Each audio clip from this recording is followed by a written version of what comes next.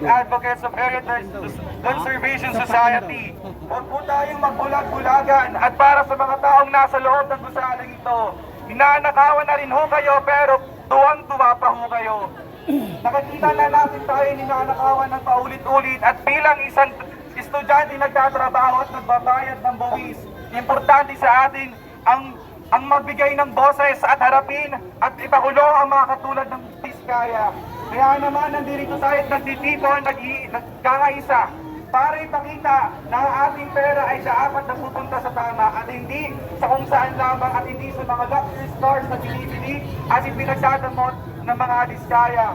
Kaya naman ang Bayan Party List, mga kurakot na yan ang dapat ginagawa ay ipinakukulong. Kaya naman nandito tayo muli upang bigyan ng buhay ang mga binibigay ng mga bawat Pilipino.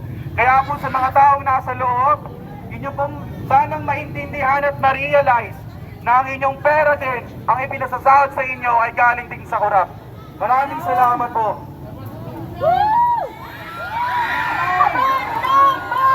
Protektahan! Bantayan! Protektahan! Bantayan! Kaban ng bayan! Kaban ng bayan! Protektahan! Bantayan! Protektahan! Bantayan! Kaban ng bayan! Narito na ba si kasamang Kate Tisdor mula sa kabataan mismo?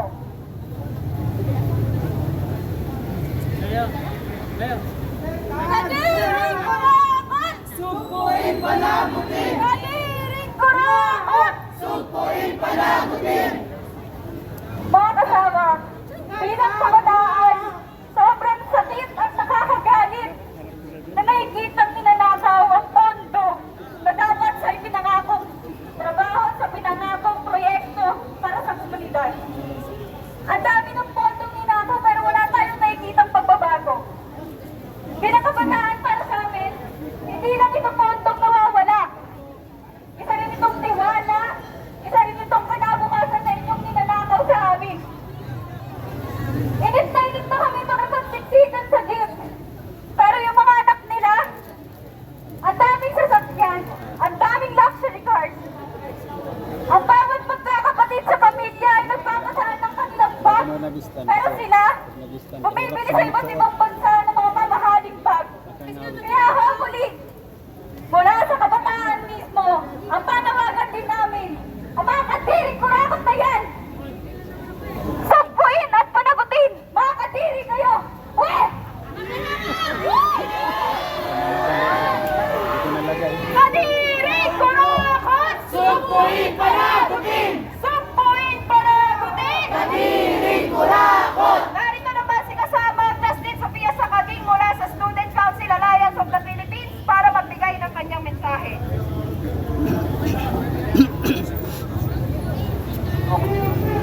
Kadiri kurakot! Sumpuin panagutin!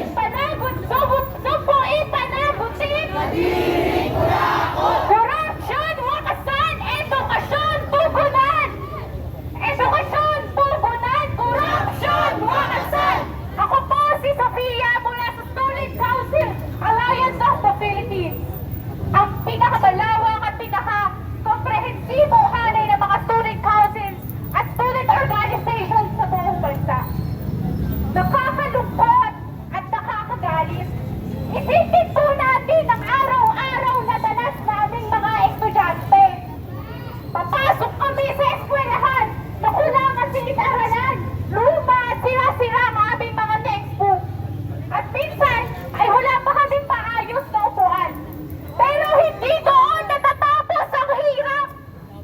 Tuwing umuulan at may bagyo, uuwi kami basang-basa, giniginaw, at minsan hindi na makakauwi bahay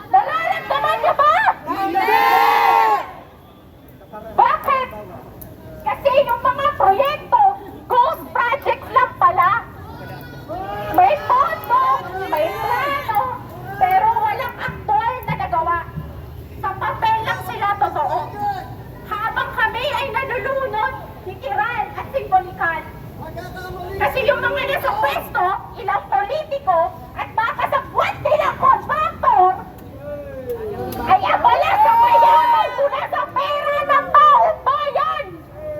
Habang kami ay nagtitiis sa baha, sila ay nakatira sa mga malalaking bahay. Na hindi na lang napapasok ng tubig ulan. Saan ang hustisya roon? Tama! Ito ang sistema